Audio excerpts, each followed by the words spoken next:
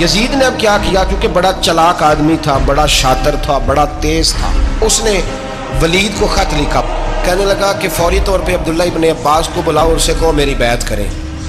یہ جو بیعت ہوتی تھی نا، یہ بھی سن لے کیا ہوتی تھی، یہ بیعت حلف ہوتا تھا کہ میں اللہ رسول کے نام پہ حلف دیتا ہوں کہ میں یزید کی اطاعت کروں گا، میں اس کے خلاف کوئی بغاوت نہیں کروں گا۔ یہ بیعت لوگ سمجھتے ہیں کہ بس ہاتھ پکڑنے کا نام بیعت تھا، اس بیعت کا متبادل جمہوری ملکوں کے اندر ووٹ آیا ہے، تو کہا بیعت کرے، حضرت عبداللہ ابن عباس کو بھی بلاؤ، عبداللہ بن زبیر کو بھی بلاؤ، امام حسین کو بھی بلاؤ۔ امام حسین آدھی رات کے وقت بیٹھے تھے مسجد نبوی میں، چونکہ پانچوں نمازوں کی آپ امامت کرتے۔ امام حسین نماز پڑھا کے عشاء کے بیٹھے تھے جناب عبداللہ بن زبیر۔ عبداللہ بن زبیر کون تھے؟ یہ نبی پاک صلی اللہ علیہ وسلم کی پھوپھی پوتے تھے اور جناب صدیق اکبر کے نواسے تھے، حضرت عبداللہ بن زبیر، اور جناب زبیر بن عوام عشرہ مبشرہ صحابی ہیں، ان کے بیٹے تھے، بہت زیرک آدمی تھے، یہ بھی امام حسین کے پاس بیٹھے تھے۔ عبداللہ ابن عباس بھی تھے جو حضور کے چچا کے بیٹے ہیں، اس امت کے پہلے مفسر ہیں قرآن پاک، یہ لوگ بیٹھے تھے۔ تو ولید نے ایک بندہ بھیجا، اس نے آ کے کہا جناب آپ کو گورنر صاحب نے بلایا ہے۔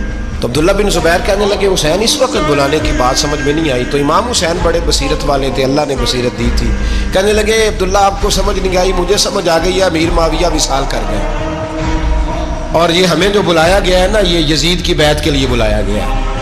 تو کہا پھر آپ آدھی رات کو نہ جائیں، آپ کے لیے خطرہ ہوگا۔ تو امام حسین فرمانے لگے خطرہ حسین کو نہیں ہوتا، نہیں کہا پھر بھی آپ مہربانی کریں ذرا احتیاط سے جائیں۔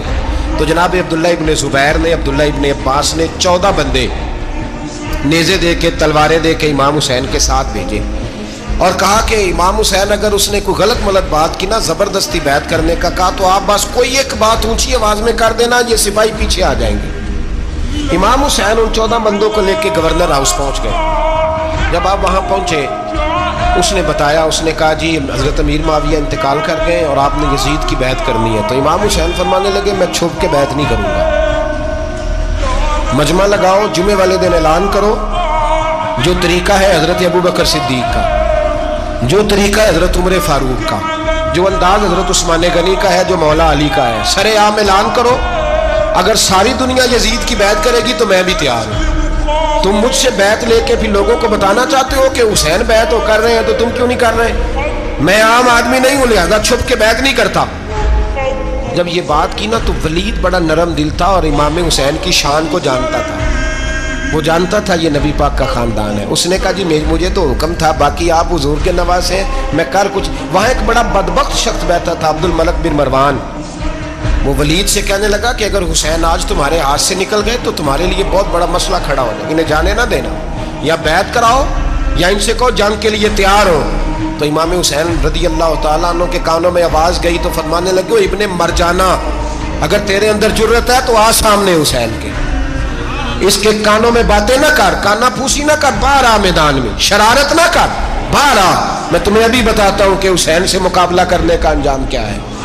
یہ کہہ کہ امام حسین باہر نکلے، اپنے بھائی محمد بن انفیہ کو بلایا، عبداللہ بن زبیر، عبداللہ ابن عباس، ڈھیر سارے لوگ اکٹھے ہو گئے، فرمایا یہ معاملہ ہے، اب کیا کرنا ہے؟ تو وہ کہنے لگے حضور وقت ابھی مناسب نہیں ہے، آپ اس طرح کریں یہاں رکیں، ہم مکے سے، عراق سے، کوفے سے لوگوں کو بلاتے ہیں، یہاں ایک بڑی مجلس مشاورت قائم کرتے ہیں۔ امام حسین فرمانے لگے اگر تم مشاورت قائم کرو گے تو ولید اور عبد الملک بن مروان وہ تو جنگ کرنے کو تیار ہے، اور نبی پاک نے فرمایا ایک مینڈا ہوگا جس کی وجہ سے مدینے کی گلیوں میں لہو بہے گا۔